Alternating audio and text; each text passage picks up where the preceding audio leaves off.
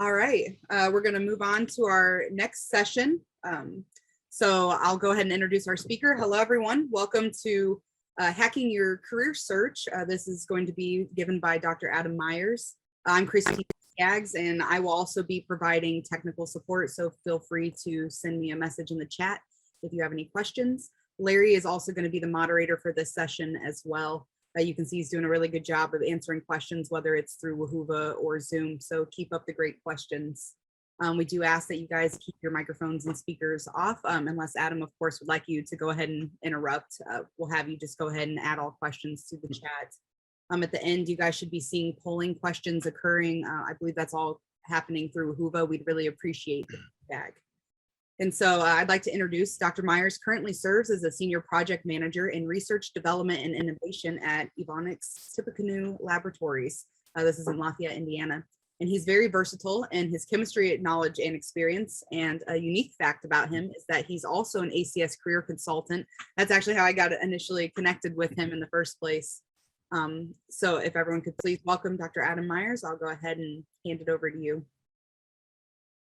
Thanks so much, Christine. Glad to be here today and glad to present. So I wear a few different hats a few different times, and I was glad when I had talked with Christine earlier. Was glad to be able to help and participate here today. So talk today is hacking your career search tools, tips, and tricks. The idea is to help you figure out a few ways to kind of figure out, okay, how do I do this job search thing, specifically with an industrial focus? So today we're going to talk a little bit about in the background, what my background is to help you kind of know why I do what I do here. Some key documents, your resume, CV, cover letter, other stuff, search tips for job searching, as well as some interview keys. So it's just a few different things we'll cover. I hope to leave some good time for questions here at the end. If you have questions that you think of along the way, feel free to put those in the chat and we can try to get those later. There were a couple of polls that I put into the Whova platform earlier. I'm not sure if they've been taken or not, just a little bit of info to kind of get an idea of who we are as we're here today, whether you're a student, undergrad or grad, or maybe you're an academic professional, industry professional, or other. So I don't know if those have come through, Christine, or if we have results from those. Let me take a look. They were in the Whova app.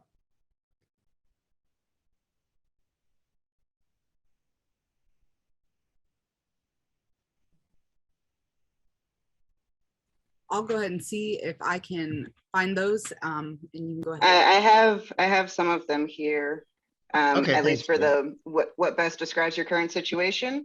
Yeah. We have one undergrad, several graduate students, and just a few academic and industry professionals, but the majority of participants here today are graduate students. All right, great. That's good to know. Thanks, Jade. And there's another question coming up later on what you think a resume is. If you haven't already done that, go ahead and participate in that while we're going through some things, and we'll catch the answers on that in a second. So again, so we'll go to background for me. So I'm at Evonik right now, and I can tell you this job is one that I sought, interviewed for, and started all in the midst of a pandemic. So I've got very recent experience in my own job. Evonik, just for those that don't know, we are a global contract manufacturing organization for active pharmaceutical ingredients and intermediates through part of our healthcare line. We're actually even larger than that, a global chemical company. We also have the world's largest high potent API capacity. And our largest facility of that is Tippecanoe Labs, where I'm at. I'm a senior project manager, as Christine said, in research development and innovation. So I coordinate with people from all sorts of walks of life in terms of getting, projects through. So I coordinate with sales, with customers, the plant site as we evaluate new requests. I also lead projects. Once something comes to our site, we're going to take wherever someone's manufacturing is at, and we're going to bring it to the end of manufacturing something on a scale that can be, commercial scale measured in metric tons annually. tens of metric tons annually. And so all that starting maybe even from a pilot campaign. And I get a chance to lead cross-functional teams from research development and innovation, as well as supply chain, operations folks, QA, QC, regulatory, safety. And I get to be that key partner in translating our customer needs into, at the end of the day, a manufacturing product. So at the end of the day, we want to make medicines to help make people's lives better. And so educationally, I was at Purdue University for both my undergrad and my grad school. And so I am a Boilermaker through and through. So uh, as I would tell people like Christine went to IUPUI, I would tell them, I jokingly say they have it half right because they've got the Purdue in there. And he's a friend of mine who's a faculty member there as well about that. But I am a career consultant and I'm on national committees of the ACS. And one of my real passions is to help people in career development. So as a sidelight, that's something that's really important to me. I've had great people who poured into me in career development and job searching and helping to prepare me for that. And I want to help others. So that's why doing career consulting and the National Pathways programs presentation work that I do, that's part of why I do that. And I love doing that. So I'm excited to be here today. So we're talking these key documents, and so the question that was out there in the poll, what is a resume? So I don't know if we've got any results from that, Jade. Yep, it looks like we've got answers as a synopsis, a career summary, or a short account. Okay, all pretty good. It is, what a resume is it's a value proposition in reality. It is all those other things, but you're telling an objective, like what is it that you want? Because the resume it's a marketing document. And you think I'm in chemistry, I didn't want to do marketing. Well, you want a job, you'll do some marketing. So it's your value different proposition. It's how you're different than others, why you are a better candidate than others. It's going to be no longer than 2 pages, especially at first. There are times later on when you might increase that. I've been working in the industry for over 15 years. I'm trying to remember, I may have slipped over onto a 3rd page, but it takes a while before that. So realize that you may have done some great work in grad school. You may have done some great things, but until you're really at about 20 years or so after your undergrad, you really don't need 3 pages of a resume. There's a different document for that we'll talk about. This is going to present a list of your accomplishments, and not just everything, but it's ones that are focused on the position in question, because your resume is customized for each job application. It's not just here's a generic resume that I gave to somebody else. It's going to be one for that. Now, it's a minor tweak. It doesn't have to be rewriting things from the beginning, but still tweaked for it. And you got to realize, though, it's got to stand out, and it's got to stand out quickly, because your average review time, 20 to 30 seconds. I've been a hiring manager for many years, and my role right now, I'm not, though I do review some resumes. And this is true, 20, 30 seconds at most. We look at a resume, we can figure out if we're going to take a next step with somebody. So resumes have some different sections to them, and there are some things to leave out. And I'll say this is geared to industry. Academia, you're going to use CVs, and we'll talk a little bit about those. But this is really what we're looking for. Not necessarily, you may have career centers that tell you other things. You may have people who said, yeah, I remember one time looking at a resume doing this. Here's what's reality. And just take that as what it is. There's going to be an intro, a background, and some supporting information as your resume. These are the main sections. So your introduction, the heading information, I've got to know how to contact you. Where do I find you? You don't necessarily need a physical address per se. You should have a LinkedIn URL. You should have your phone contact information, as well as email, your name. These are all important things to have. You're going to have an executive summary. So this is going to be just an overview of who you are, that has, here's me in a nutshell. And then that job objective, what it is that I want, and maybe some highlights, but don't spend a lot of time on the intro because you really want the meat of everything to be the background. And the other thing too to realize is that job objective part is critical, and it can trip you up. I have never worked for Pfizer. I know lots of people who have, so I don't say anything one way or the other about working for them. But when I received a resume for someone applying for a job in my department, and they said they were looking for a position at Pfizer. That resume went right in the trash because they couldn't pay enough attention to know that they were applying to a company other than Pfizer. So they didn't change it. So really know you've got to customize, because especially in scientific work, we need detail. And if you don't follow the detail, that's going to be something that could trip you up. Background. So this is the meat of the resume. This is going to be where the bulk of the space of your resume is. I like to say that resumes are like California real estate. You don't get a lot, and it's really high value. So you've got to maximize what's in there. So that background, this is going to be the bulk of everything in your resume. It's going to list your education. It's also going to list work experience. And that's going to be whether you're a grad assistant or a graduate researcher, if you're a grad student, or it's job experience. I will say this, that when you are a working professional for a while, you flip the order of some things. The further you get from degree, education starts to flip to the bottom of your resume. It's not that it's less important, but really what has defined you and shaped you are more the positions you've had recently. There's pluses and minuses on that, and it depends how you want to market it. But that's more of an individual situation question. Then you're looking at some other relevant skills. So those other relevant skills could be things like maybe it's a certification that you had as part of your education. You work it in that section. It's going to be some skills as part of your work experience you do in context to tell me what you do and what you're about. And then we've got to back up what we say our background is. So we're going to have supporting information. That's going to be things like publications, presentations. You're going to do awards, leadership experience, affiliations, again, some other certifications that maybe aren't a specific degree type of education certification that you've got. So all these things are important. Remember, we do have a limit here. So when you're picking selected publications, not every publication, you'll keep a list separate, and we'll talk about that. But you want to have those publications or presentations that are the most relevant to what you're applying for, and also show variety. Not everything that you did is an oral talk, because the reality is it's important to be able to present a poster too. So those are some things to think about.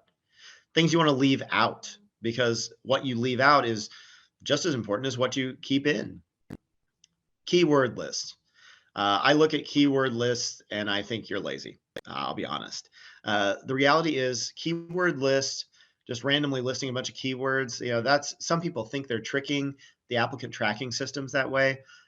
You might get a point for it, but if you list a word or a skill or an instrument in context, it scores higher in applicant tracking systems. So don't list keywords, find ways to put it in context. References, or even better yet, the references available upon request sentence. I know if I ask you for references, you're going to give them for me.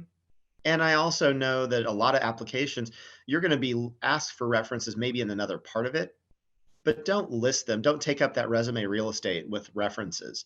The Right Honorable Dr. Professor so-and-so can be your reference, and you want to prep them for it, and you need to have references ready, but that's not for your resume. The other thing is demographic information.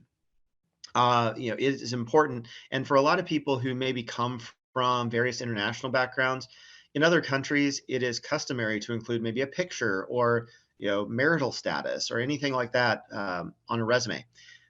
These are all things you do not want to include for multiple reasons. One, it takes up space, and your application's about your accomplishments, not who you are, where you're from, or anything like that. It's your accomplishments. But also, because of equal opportunity work, we don't want to see anything like that, because companies don't want to have bias when they're having their resume reviewers look at things. So you don't leave those things in. Also, complex graphics. I remember receiving a resume one time, or not even complex graphics, just huge pictures. I had an individual put a big picture of a beaker with liquid in it on a resume, and thought that's a lovely piece of clip art, and it tells me nothing. So I don't need big graphics. Give me text, give me your accomplishments. So some tips for that resume. We talked a little bit about this. You want to show things in past tense words. So even though, yes, you're currently doing something, I may be currently leading projects, but I have led them as well. I did it yesterday. I'm going to do it today, and I'll do it tomorrow too, but it's going to be past tense words because everything you've done, you've already done that's on your resume. The skills in context. Don't just list HPLC, mass spec, whatever else. Show me in a bullet point how you used mass spec in a project. Because if I want to see that you use something, was it in a laboratory class where you touched it one time? Or was this a part of your research where you actually daily were taking NMR, or you were routinely running MALDI-TOF mass spec? Tell me this. You selected publications and presentations. I know that everybody is so proud of every presentation they've given. And well, most of the time, there's a few I'd probably check back in. But most of you want to think about the publications and presentations. You're going to show at most 3 to 5 of each on a resume because you don't have a lot of space for it. So you want to pick ones that are really important. But the key is you can actually say in the section next to it, you can give a parentheses after the title, selected publications, and do a parentheses with your total.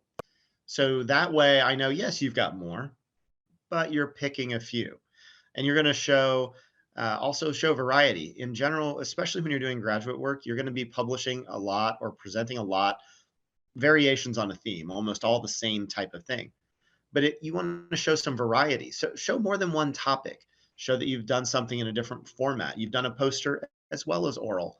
Now that we've got virtual conferences happening, have you done it virtual as well? These are all important things to think about. And the other thing is time and relevance. So as you gain more experience, as you work more, as you're engaging further in your career, you're going to have more experience. That list is going to grow really big. And the reality is the further you get from something, the less important it is. If you're a grad student and you had a high school job lifeguarding at a pool, I'm glad you did, and I'm sure the people that you watched after are glad for that too. But I'd rather have more info about your research, and that's important. I will say though, some people try to eliminate anything non-chemistry from their resume. If you're an undergraduate or even a graduate student and you worked through your schooling, showing that you had a job, even if it's a quick one line or so in the resume, that is something else that shows I worked while I did my degree, that shows multitasking, and that's pretty huge. And so I do want to see things like that. So here's just a little snippet. I pulled the first 2 entries off of my experience section. So here's my current job. That's going to look a lot like that background I gave you because it is. I also have a consulting business that I'm wrapping up some things from a previous job when I did expert witnessing for patent litigation. And so here's just a couple of entries here. What you'll notice about this is things are in context. That's not a paragraph. That would be bad. But what I do show is you'll see things like the fact that I did solubility, dissolution, bioequivalence. I've got some instrumentation that I used, but it's all in context of a sentence here. It's a different way to look at it. You don't give the list, you give context, but context gives it cred.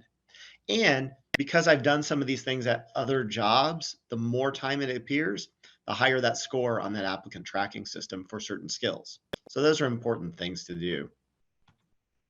Now, so we got that resume. We talked about what that is, but a CV is different.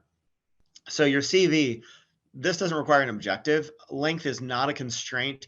This is your brag paper. This is everything you've accomplished. All organizations you were part of, every little leadership thing you did. You don't have the objective because this is just a running total of all of the things that are you. And so every publication is listed there. I recommend everybody start by making a CV. And for academic positions, you want a CV. But you also need to know that that's fodder for your resume.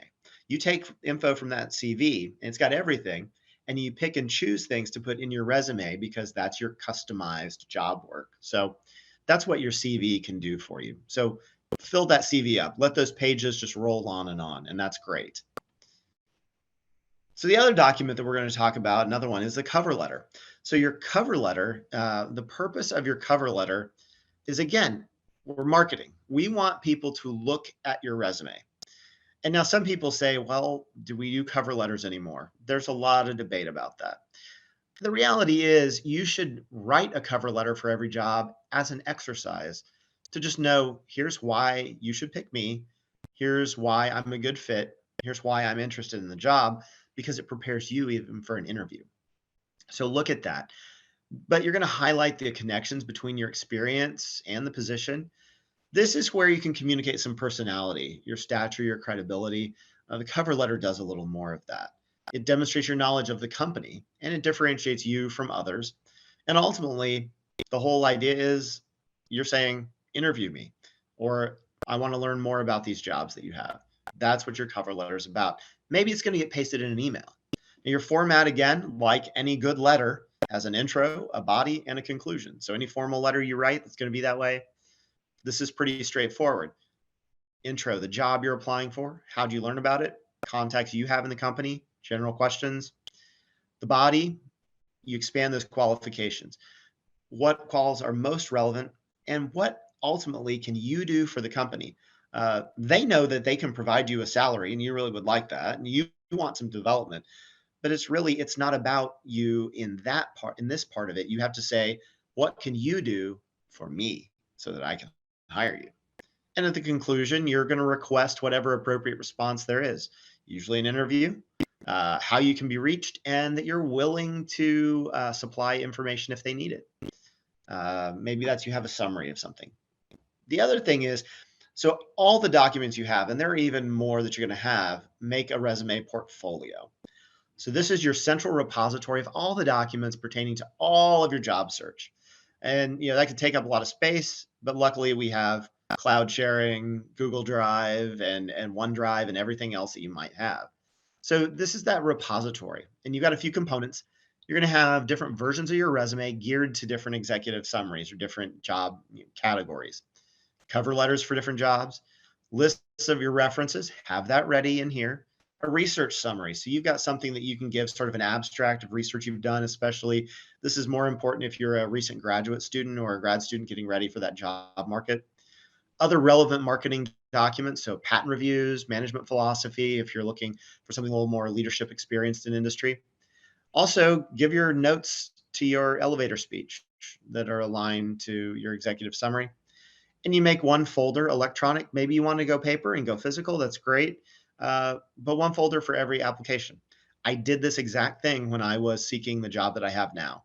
And it works great. So now we got to find jobs. How do we find them? It's sometimes you're in the jungle looking for what you could find. Two key things. You got to know yourself and you have to know the market. And if you don't do these two things, you're not really job searching. So knowing yourself, you have certain values, and that's important.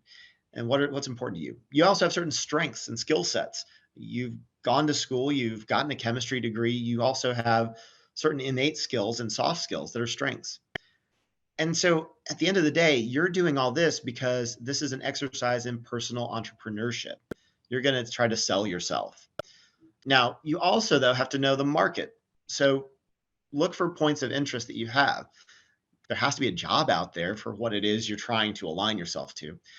And you got to know your limits for what career you will pursue. I knew I wanted to do pharmaceuticals. I wanted to help in healthcare. So maybe med devices, pharmaceuticals, other biomaterials. Those are all things that would be great and of interest to me. I didn't want to do just a materials company. I'm glad people do. And I've got friends who do that. But that wasn't an interest for me. And so I knew that for me, I needed to be in something healthcare related. And you also got to realize work is work. It's not just this luxury time to go do sort of whatever I want and I get paid decent money. You got to work, and it's not going to be just all fun games and sunshine. So something that we use in some of our ACS career consulting, we use a little bit of a Venn diagram here for you. And you look at those values and strengths that you have, and there are certain areas they overlap, and that's a nice hobby to have, but maybe the market doesn't need it. Market needs it, but if it aligns with a value, that's great. But if you don't have a strength, you're not going to perform well, and you're not going to end up really doing anything and getting far in that job, maybe getting kicked out of it. Also, it's a need and a strength, but you don't value it. Like for me, that materials thing, it's just going to be drudgery. It's not going to be enjoyable. So that star in the middle, that's the goal. That's the job we're going for. And so that's what you really want to hone in on. So some search tools now. So we talked about kind of our area of figuring out what kind of jobs we want, but how do we find the specific ones? So a few things. One, it's not just the company websites, but that's important, especially if you have certain target companies. But look at various websites. There's aggregator sites. If you've got companies that are in a common area or part of a consortium, they may post things there. You can look at the ACS. You can look at other professional societies. Just look at that and see where there are jobs. Especially there are certain things, certain chambers of commerce and other areas here around Purdue University. There's a Purdue Research Park that has a lot of startups, and they post all their jobs in a central place as well as on their company websites. So it's a great way to get more bang for your buck in your searching. Obviously, there's LinkedIn, there's Indeed, there are a bunch of other online job portals as well. One of the key things is networking, and part of that is that most of the jobs that are out there are not, they're sort of about 80% of the jobs are ones that aren't posted. And that's for various reasons. It's not that people are trying to keep it secret. It's just that maybe they're waiting for approval. And sometimes that takes a while to get approval for a company to post a job. But if you know somebody there, that's great. And sometimes there are jobs people are thinking about creating a position, but they don't have it yet. And so in this case, your network can tell you, hey, we actually are looking to hire a new scientist probably in the next year. Go ahead and give me your resume and I'll pass it on. That helps you to know. Staffing agencies, I said predator or friend, and it's really true. There are some agencies that are great, and sometimes you can get sort of temp to hire or contract agencies, and sometimes there are people who are really good recruiters that they work at a recruiting agency. I've got a lot of friends who've done it and they're really good, but at the end of the day, I also know some that aren't, and they're just trying to fill positions because every position they fill, they get paid something. So realize that if they may not have your best interest in heart for fit, they may just be saying, I want to get you a job, and this is a job that I get something, or maybe they're double dipping. They're helping you, and they also are on the side for that company. So just know you got to evaluate that relationship pretty well. There are a lot of great ones out there. So don't get me wrong. There are a lot of ones on that friend side, but the few that are more the predator side, it kind of ruins it for everybody else. Also verify some listings on third-party sites. Sometimes it may come up. It looks like an agency is looking for a position, when in reality, it's a company that is posting there and posting through it. So you want to see what the actual company is that's doing it. It was interesting. I've seen jobs posted and LinkedIn recommended for me that are actually downgrades of my previous job that I left. So it's sort of interesting to see that, and they come from different avenues. So it's a little interesting. The other thing is company research. You need to know about the company because everybody likes to be flattered. If you know some knowledge about me, I'm going to enjoy that. So look online. If they're a public company, there's a lot of things available. You can look at financial history. Look at their press releases if at a minimum. Recent acquisitions, mergers, that's always good. Certain technologies they have. Also knowing who their competitors are. How do they stack up? The other thing to be careful of as you research a company are certain sites like Glassdoor. And I put a caution here, and I call out Glassdoor in particular because Glassdoor is, for lack of a better explanation, it's where disgruntled current or mostly former employees go to complain. That if you look on Glassdoor, that's what it really is. People try to help you get other information, but that's the reality. That's what Glassdoor is. Now, there are reviews on there. You might get some interview question examples on there, maybe some salary info. But again, these are probably people that, they're disgruntled. They may have been underperformers. So the salary info is usually skewed. And the reviews are, in general, always negative.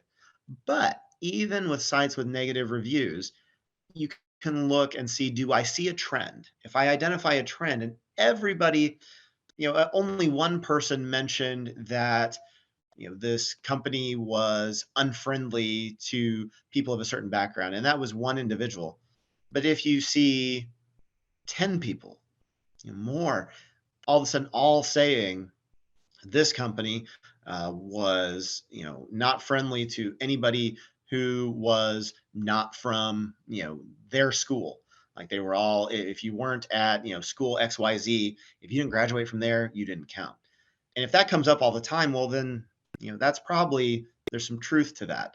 So if you look at that, or if they say you never get promotions and everybody says the only way to get a better job is to get out, well, that's something to think about. So look at trends, but don't look at every detailed comment.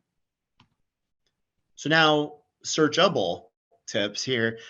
Google goes both ways. Remember that, because when I get a resume from somebody, I'm going to look them up. I'm going to search LinkedIn. I'm going to try to find things I can about them. So Google yourself. Make sure that you know what's out there on you. Uh, Also think about machine reader versus human eyes. Just make sure, again, all those tips about not a bunch of graphics on your resume, how you put things in context, it makes things better for machine reading. And realize that a lot of times these sites are going to try to upload your resume for you into a format on their end. Verify it, check it out, make sure it looks right. Um, Also, you got to hack the description. So word clouds are really useful. This is a word cloud of a job description. And what you see is if they've done a good job on their job description, you're going to see the words that come up more often. They're going to be bigger. So clearly this, I see validation. I'm guessing method validation might be something that's important here. There's a word project and projects. There's also customer and customers. So this is going to be something where I'm going to be interacting with customer projects and doing validation. So I want to make sure my resume has those words in it, and you can word cloud your resume. Build your reputation, both online and offline. So profiles, whether that's LinkedIn or your profile as you're standing in the community, connections you make with people, and not just random, hey, I talked to you once, give me a job, but real connections that will help you. And also content. Just having a profile on something like LinkedIn, that's fine. But frankly, I just saw a profile of somebody that was 3 jobs ago is what it showed them having a work anniversary at. Clearly, they're not keeping it up to date. You've got to have that content. So you need to think about what that profile looks like. And ultimately, you're branding yourself in the objectives and sort of your tagline of who you are. You need to think about what that looks like, because your brand is what you're selling. So LinkedIn, you should have a LinkedIn account. If you're looking for a job in this day and age, you should be on LinkedIn. So here's an example of my LinkedIn, just the top of it.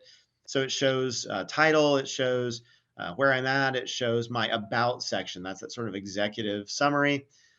These are all things that you have to curate as content. LinkedIn, this is your brand. You need to show it. You want to add items that contribute to your professional brand. Something from the university you went to or companies you worked for that you follow, that maybe you like a post there. That's great. But realize this is your professional brand. This is not social branding. LinkedIn is a professional network, not a social network. And people, it's very interesting. And one of the biggest turn offs to professionals is seeing people use LinkedIn like a social network. Like, look, here's my kid's birthday. Unless you're a party planner, I don't care. And it's not something that I want to see there. Show it on another platform. But you have to think about what this is. When I'm presenting or speaking at a conference, for those connected to me on LinkedIn, they saw yesterday I pushed out that, hey, I'm speaking at the Predict conference, and I was excited for that. So they'll know about that. It helps show the conference, it shows ACS, and it shows what I'm doing professionally. So that's a professional brand, not social. You want to customize too. Things like the title right under your name, that will try to auto-populate, but I not only am, as my core job that I have, I'm the senior project manager at Evonik, but I also have this consulting company where I'm wrapping up some things. I also am the orchestra director at my church, and I teach group cycling, which I did this morning. Those things might all try to come up, as my tagline. Well, that's not accurate. If I'm about being a chemist, I want it to show what that's about. So you need to think about what that shows and customize it. Don't just default it. It's not just a CV. This is a dynamic piece of content. You'll be a little more conversational here than just bullet point lines. So interview keys, as we wrap up and we're kind of coming to the close here, practice, practice, practice. You need to practice whatever you do. Interviewing is no different. Sleep. I'm bad at this personally, but get well rested before you interview, phone or otherwise. My children kind of make it hard sometimes, but you need to sleep, and that's important to be rested. Know who you're going to meet or speak with? Look them up on LinkedIn. Check it out once you get that agenda. Don't stalk them and don't say, "Hey, I noticed this really obscure detail about you." That's stalkery. Don't do that. Dress code. And I put something here for shoes specifically because one of the biggest things, you have to listen to what people are asking you. And one of the things they'll do, if you're going to a place that's a plant, you may be doing a plant tour. Well, if you're doing a plant tour, you will probably be told you need closed-toed shoes. So the high heels versus sensible shoes. Yes, it's a drug reference and funny, but the reality is shoes can make or break part of an interview, not in a fashion sense, but in a following direction sense. Because, I can't take you on a tour of the plant. So you've cut that reputation there for me. Listen a lot, and you need to ask questions so you could hear what people are saying when they answer, because that's going to tell you a lot of things about a company. And you need to follow up. So all these are standard. You need to do this for an interview. But we've had a pandemic, and so there's the virtual edition of some interview keys that are additional. So cell phones, here's a lovely history from Zach Morris to last year, basically. And, you're going to look at this from the perspective of, saying, make sure I have a good signal wherever I am. If it's more stable, get on your Wi-Fi network at home and do Wi-Fi calling. Make sure there's no distractions when you're on that phone interview. Remote video etiquette. First of all, you got to practice the platform. My company uses Teams. And so when I interviewed, it was the first I'd ever used Teams, but I had a chance to practice with one of the HR people so that I could know how to work Teams before I actually got to the interview. But practice the platform. Dress code. Okay, yes, it's nice if you can be in your pajama pants at home while you work. That's great. But if you're interviewing, you being in those pajama pants, that might not be quite so professional. And if you spill something and have to stand up, heaven forbid you're not wearing appropriate attire on the lower hemisphere. So make sure you're actually dressed for it. You got to set the stage. So actually, this is a selfie of me. I'm at the same table right now, but this was me last year, probably around this time, doing my interview for Evonik. The table was clear. There weren't distractions. I had a notepad to take notes. I had my water, so I didn't have to get up and go get something. And I was ready to go. I checked my lighting, and I am wearing my full suit, all the way down to dress socks and dress shoes there, because it puts you in a mindset for it. Presentation streamlining. So things like big videos, they eat bandwidth. So if you don't need it, and ask yourself multiple times if you really do when you think you do, try not to do that, because it's going to eat bandwidth and it's asking for hangups. Because sometimes your Zoom gets frozen and it just won't let it go, as you'll see the little image in the lower center there. So realize that tech issues will happen. Have numbers ready for the people that are working with you on that conference, and be ready to call them for questions and say, as a default, get your backup ready. Make sure you're ready to go on that, and make sure turn off any other devices in your house that doesn't need to be on your Wi-Fi. I'm sure your refrigerator will be okay if it's not on your Wi-Fi, and I know that some of them are. Just as a quick note, a little ad. ACS Industry Matters newsletter. Myself and other career consultants were often featured there, giving some different advice, and you can look up that. There's some past articles I've written and commented on. You can check that out at this location, and I'll upload this presentation later. To wrap up, I've got 3 B's to leave you with. Be professional. Interviewing is about getting a job. There's great time for social, and you can do that maybe in a lunch with an interview if you're on site. But still be professional, be prepared, not just about yourself, but about the company, and be yourself. Because at the end of the day, you want a job, not some random fictional person you've created. But this is about you getting a job. So be yourself and don't force fit yourself to a job that's not the right fit, because you're not going to be happy in the long run. So at that point, we are wrapped up, and I would be glad to take any questions that you guys might have. Yeah, we do have some. Thanks so much. That was great, Adam. Well, first one is, what are there times when submitting a CV instead of a resume is appropriate? When they ask for it. When they ask for it? Yeah. I mean, the reality is, if they ask you for a resume, submit a resume. If they ask you for a CV, submit a CV. Submit a CV. Because it's about following directions. Okay. Another one is the resume. You mentioned working for specific skills into context instead of providing a list, e.g. HPLC, NMR, et cetera. What is your take on highlighting by bolding or underlining those things? Don't. Is that distracting, or is that helpful? It's distracting, and it's also, you have to think about the machine readable part of things too. So you want to make sure it's more, any other extra formatting, it's not helpful. A header of a section can be bolded, but don't draw extra attention. If it's in the resume, it's a highlight, and it should be. Excellent. Hey, one more here. What is your take on including extracurriculars like president of XYZ organization, volunteer EMS, et cetera?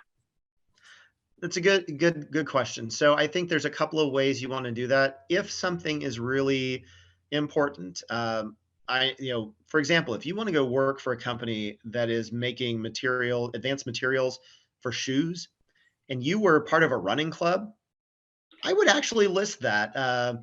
In general, for organizations, you're going to list things that are scientific societies, ACS, AAPS, things that you've been involved with there. And that's great. Maybe you were part of an organizer of a great symposium like this one. So, Christine and Jade and everybody, they're going to do that. They're going to list that.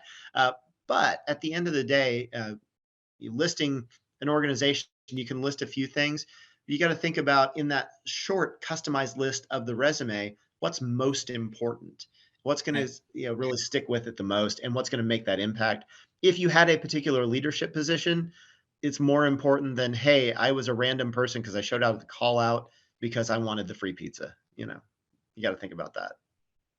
Great, thank you. One question I thought myself is, if you've had an interview and you haven't heard anything, what is nagging versus what is appropriate for follow-up? Excellent. Yes. Harassment is bad. We all know this. So you don't want to be that person.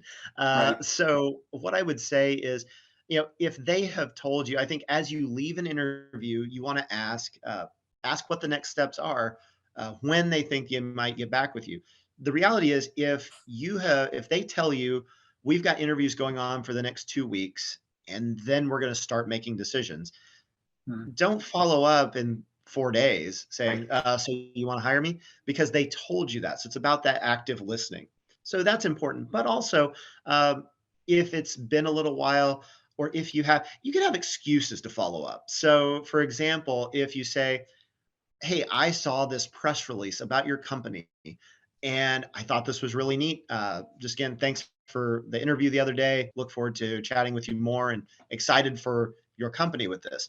So you got an excuse to follow up. But reality is, if you don't have a specific time frame, if they didn't tell you, 2 weeks, and then we'll start making decisions, after about a week, you can follow up and work from there. The reality is, it's been hard to schedule interviews sometimes. So getting the panels all together, and if you've got a few candidates you're trying to compare, that can be tough. So about a week is good. And then you can follow up sort of weekly basis. But if you're getting ignored by them, take the hint. This job flirtation may not be going anywhere. So let's let that relationship go to the side. All right. Thank you so much, Adam. I believe we're at time. I think if anyone wants to contact you, they can probably just message you directly. So Yep, again, thank you absolutely. so much. Everyone, we can give him a virtual round of applause. So thank you so much. Thank you all. And it was great getting to talk with everybody today.